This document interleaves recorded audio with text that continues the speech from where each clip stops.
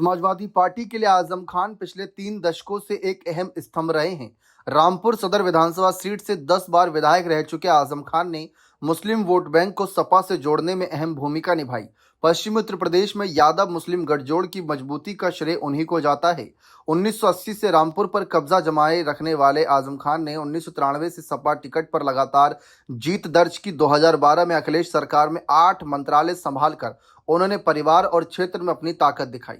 2022 के विधानसभा चुनाव में जेल से ही उन्होंने रामपुर सदर पर भारी मतों से जीत हासिल की, जबकि बेटे अब्दुल्ला आजम ने स्वार सीट पर कब्जा जमाया। यह उनके कद का प्रमाण था। सपा की जीत हमेशा उनका नाम रहा है। देखिए, कहीं ना कहीं अगर हम देखें, पुराने चुनावों में उनका प्रभाव स्पष्ट था, लेकिन फिलहाल पश्चिमी यूपी की कई सीटों पर उनका प्रभाव पड़ोसी जिलों तक फैला हुआ है। लेकिन 2027 के विधानसभा चुनाव में क्या स्थिति रहेगी? नवंबर 2025 में रामपुर कोर्ट ने पैन कार्ड फर्जीवाड़े के मामले में आजम खान और बेटे अब्दुल्ला को 7 साल की सजा सुनाई। सितंबर 2025 में 23 महीने बाद जेल से रिहा होने के कुछ महीनों बाद ये सजा आई। अब अपील चल रही है, लेकिन 2027 तक आजम जेल में ही रहने को संभावना ज्यादा है। चुनाव लड़ने पर भी अयोग्यता लगभग तय है, कम से कम 2028 तक। रामपुर सीट पर सपा का प्लान अब पोस्ट आजम दौर की तैयारी पर टिका है। मार्च 2026 में पार्टी ने रामपुर इकाई में लीडरशिप रिशफल की। सुरेंद्र सागर जैसे नए चेहरों को तरजीह दी जा रही है। परिवार के सदस्य तंजीन फातिमा या बेटे पर ही भरोसा कम हो रहा है, क्योंकि वे भी सजा या अयोग्यता के दायरे में हैं। सपा अब सामाजिक आधार बढ़ाने और विकल्प नेतृत्व पर जोर दे रही है, लेकिन समर्थकों में नाराजगी है, वे इसे बेवफाई बता रहे हैं।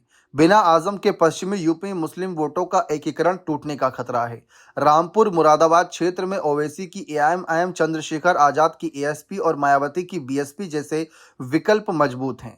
2022 के बाईपोल और 2024 की लोकसभा में रामपुर पर सपा की निर्भरता दिख चुकी है। अगर आजम का फैक्टर गायब रहा तो सपा को 10-15 सीटों का नुकसान हो सकता है, खासकर मुस्लिम बहुल क्षेत्रों में।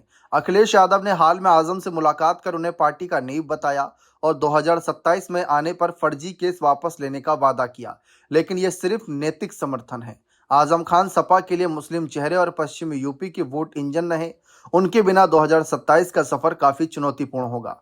पार्टी को न केवल रामपुर पर नया प्लान लाना होगा, बल्कि पूरे क्षेत्र में मुस्लिम समर्थन बनाए रखना होगा। आजम का करिश्मा जेल से भी काम आया, लेकिन 2027 में उनकी गैर मौजूदगी सपा की रणनीति को पूरी तरह बदल देगी। फिलहाल क्या यही माना जाए कि अब आजम परिवार से अखिलेश यादव रामपुर सीट को लेकर दूरी बना रहे हैं और किसी नए चेहरे पर दांव लगाना चाहते हैं?